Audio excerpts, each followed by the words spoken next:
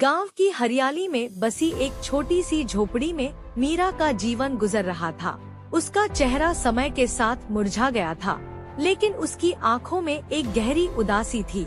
उसके पति रमेश की मृत्यु के बाद उसकी दुनिया एकदम सुनसान हो गई थी।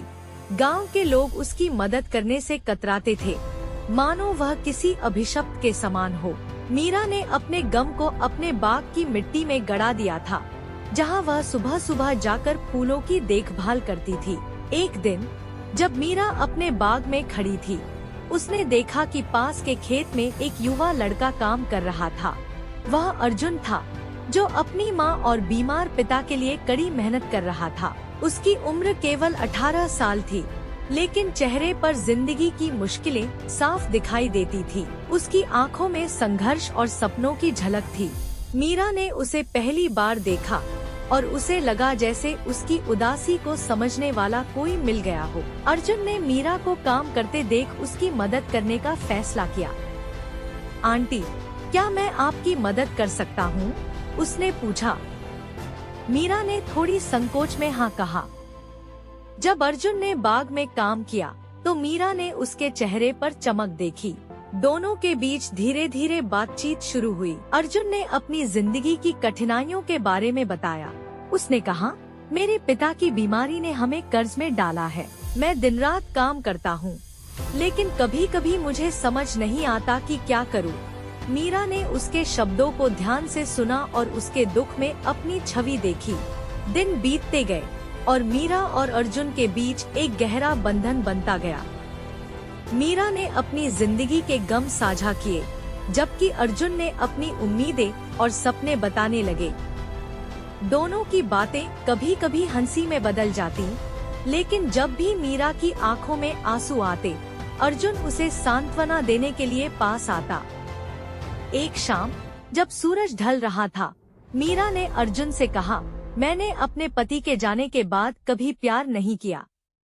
मैंने खुद को केवल काम में डुबो दिया, लेकिन तुम्हारे साथ बिताए पलों ने मुझे फिर से जीने की चाह दी है। अर्जुन की आंखें चमक उठीं।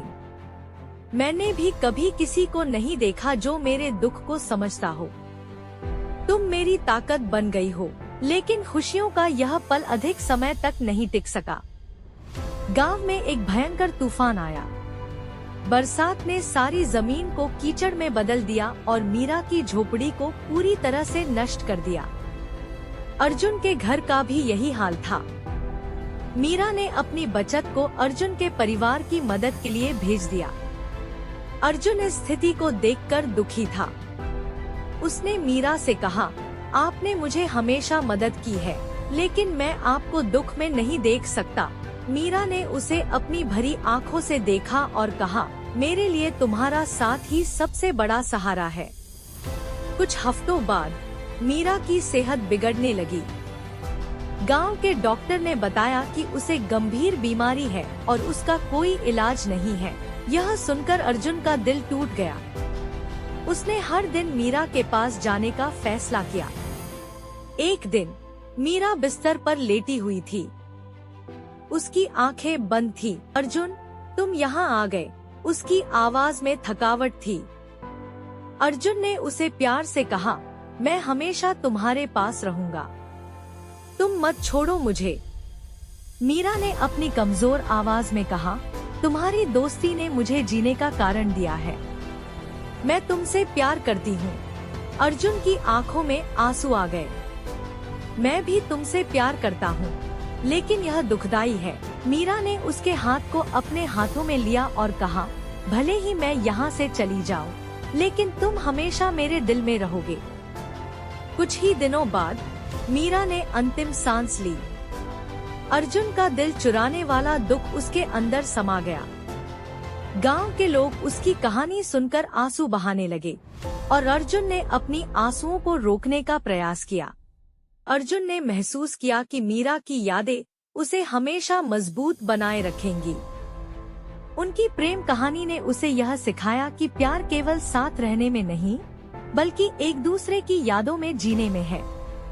कहानी खत्म होती है, लेकिन प्रेम की गहराई और दुख की कहानी हमेशा जिंदा रहती है। मीरा और अर्जुन का बंधन कभी खत्म नहीं हुआ, क्योंकि उनका प्यार सदैव उनकी आत्माओं में बसा रहा।